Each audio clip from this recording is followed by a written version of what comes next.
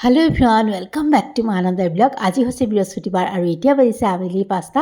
বলক আজি দিনটোলৈ আগবাঢ়ো। এয়া ৰাতিপুৱাতে লৈছোঁ অকণমান স্কোৱাছ, ওলকবি, আলু এনেকৈ অকণমান ফ্ৰাই কৰিছোঁ। একদম নৰ্মেল মানে জিৰা, ধনিয়া, হালধি, নিমখ দি পেলাই একদম মানে কম জুইত ভাজিছোঁ। আৰু সেই তাৰে মই কৈছোঁৱেই মানে অলপ এনেকৈ ভাজিলে মই খাবলৈ ভাল পাওঁ। ৰাতিপুৱা বিশেষকৈ ব্ৰেকফাষ্টত বেছি জ্বলা মছলা নহ'লে খুব ভাল লাগে খাবলৈ। আৰু তাৰপাছতে কেতিয়াবা বাৰু অকণ বেলেগ ধৰণে মন যায়, কিন্তু একদম আজিকালি মানে পৰাপক্ষত একদম সাধাৰণভাৱে খাবলৈ ইচ্ছা কৰোঁ ব্ৰেকফাষ্টটোত, বেছি জ্বলা মছলা নিদিয়াকৈ। আৰু তেনেকেই এতিয়া চব্জিবোৰ নতুন নতুন ওলাইছে, গতিকে খাই ভালেই লাগে। ওলকবিটো যোনে বেয়া পায় বাৰু বেয়া পাব, মই ভালেই পাওঁ, গতিকে মোৰ এনেকুৱা ভাজিখন ভালেই লাগে। আৰু সেইখন ভাজি হয় মানে এইফালে মই দালিখনো চম্ভাৰ দি লৈছোঁ। আৰু চাওকচোন, এয়া মই ভাজিখন মানে মিডিয়াম ফ্লেমতে ধুনীয়াকৈ হৈ গ'ল, বেছি লৰাই বগৰাই থাকিব নালাগে। এইফালে আকৌ এইখিনি কি লৈছোঁ জানেনে? শেৱালি ফুল শুকুৱাই থোৱা, সৰুটো দেউৰে শুকুৱাই থৈছিল, কৈছিলে অকণ ভালকৈ ধুই ল'বা, মানে বালি চালি থাকিব পাৰে। কিন্তু কি হ'ল জানেনে, মই পাহৰি পেলাই এবাৰহে ধুলোঁ, সেইকাৰণে খাওঁতে অকণমান খিচিৰি এটা আহিছে। আৰু এবাৰ ধুব লাগিছিলে, বাৰু হ'ব, আৰু অলপ আছে, সেইখিনি ভালকৈ ধুই বনাব লাগিব। কলাখাৰ অকণমান দি দিলোঁ, মন কৰিলেনে? মই বটল এটাত ভৰাই থৈ দিছিলোঁ কলাখাৰ অকণমান কৰি পেলাই। আৰু তাৰপাছতে সেইখিনি মানে খাৰখিনি হয় মানে এইফালে পটল এটা আৰু অকণমান এয়া তিতা কেৰেলা এনেকৈয়ে ভাজি বোলো এওঁক দি লওঁ। মানে কৈয়ে আছিলে তিতা কেৰেলা ভাজিবা বুলি, মইহে সময় পোৱা নাছিলোঁ, গতিকে এটা তিতা কেৰেলা এনেকৈ ৰাউণ্ড শ্বেপতে পটলৰ লগতে ফ্ৰাই কৰি দিছোঁ। আৰু এইফালে যে খাৰখিনি, সেইখিনিত অকণমান মই আদা দি দিছোঁ, ইমান ভাল লাগে আদা অকণ দিলে। আৰু যোনে অকণমান তিতা খাবলৈ বেয়া পায় তেওঁলোকে বাৰু বেয়া পাবই, অকণ নিমখ কম হৈছিল, নিমখো দি দিলোঁ। তাৰপাছতে এয়া চাওকচোন, অকণমান ইয়াতে খোৱা মিঠাতেল দি পেলাই কাঢ়ি থৈ দিম। আৰু এতিয়া এই মানে শেৱালি ফুলৰ যিটো খাৰ, এইটো আমাৰ কাৰণে খুবেই মানে শৰীৰৰ কাৰণে খুবেই ভাল, উপকাৰী। আৰু কৃমি থাকিলেও এইটো কৃমি মৰে বুলি কয় মানে মানুহৰ, সেয়া অকণমান দেখাই দিলোঁ। আৰু তাৰপাছতে এয়া সৰু ল'ৰা ছোৱালীবোৰেও বেয়া পায়। আৰু এইফালে বেচনবোৰো ভাজিছোঁ দেই, দুটামান এওঁক দি লওঁ। পিছৰখিনি মই পিছত বাৰু বনাই থাকিম দুপৰীয়াৰখিনি। আৰু তিতা কেৰেলা, পটল ভাজিখন আৰু চালাড এনেকৈ দি দিছোঁ, দালি।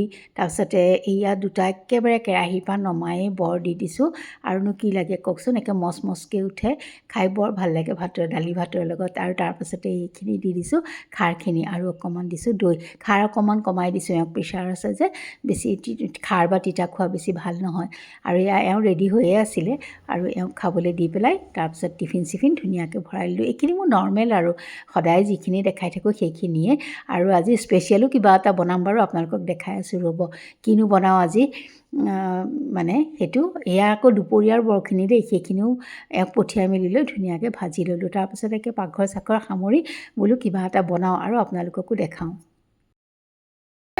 এতিয়া বনাবলৈ লৈছে এটা চাটনি। বিভিন্ন ধৰণৰ আমাৰ চাটনি আছে হয় নহয়, কিমান যে চাটনি কিমান ধৰণে বনাব পাৰি। আজি অকণমান আদাৰ চাটনি বনাম, আৰু এতিয়া ঠাণ্ডা দিনত আদাৰ চাটনিটো খাই খুব ভাল লাগে, গতিকে অকণমান আপোনালোকৰ লগতে শ্বেয়াৰ কৰোঁ। ব'লক কেনেকৈনো বনাওঁ দেখাই আছোঁ। আদাৰ চাটনিৰ কাৰণে মই লৈছোঁ আদা, তাৰপিছতে 2-3 ফুটা নহৰু, অকণমান গোটা জিৰা, ধনিয়া। আৰু এইফালে লৈছোঁ অকণমান বুটৰ দালি, আৰু অকণমান মানে বাকলি থকা মাটি দালিয়ে লৈছোঁ। একচুৱেলি বাকলি নথকাটো হ'লে বেছিয়ে ভাল, একো নাই বাৰু। আৰু লগত এটা মই বিলাহী দিম, নহ'লে আপোনালোকে এইটোও দিব পাৰে, এই তেতেলী। মই তেতেলী নিদিওঁ, বিলাহী এটা দিম। আৰু ব'লক প্ৰচেছটো দেখাই আছোঁ। এইখিনি হৈছে মোৰ বস্তু, অকণমান দেখাই দিছোঁ। আৰু এয়া পেনখন উঠাই পেলাই তাতে দি দিছোঁ অকণমান কুকিং অইল, যিকোনো অইল দিব পাৰে। তাৰপাছতে আদা আৰু নহৰুখিনি দি দিছোঁ, আৰু সেই ধোৱা দালিখিনিও তাতে দি দিছোঁ। এইখিনি ভালকৈ ভাজিব লাগিব। আৰু মছলাখিনিও দি দিছোঁ, জিৰা, ধনিয়া একেলগে দি ভাজিছোঁ আৰু একদম ইজি কৰি। আৰু বিলাহীখিনিও দি দিছোঁ, এটা বিলাহী, আৰু অলপ নিমখ দি দিছোঁ, আৰু অকণমান ৰেড চিলি দিছোঁ, মানে ৰঙা জলকীয়া থাকিলে দিলে বেছি ধুনীয়া হয় কালাৰটো। আৰু একদম ভজা হৈ যোৱাৰ পিছত মই অকণমান গুড় দিছোঁ, মানে গুড়খিনি এই মিক্সি জাৰটোত দিও দিলে হয়, মই তাতে দি দিলোঁ ভুলতে।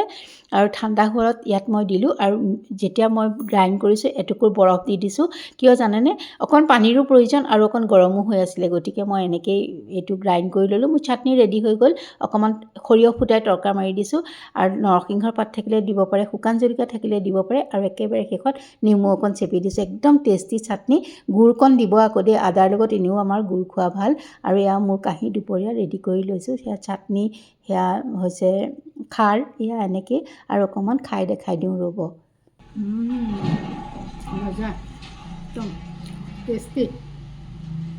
আৰু তেন্তে আজিলৈ আহোঁ।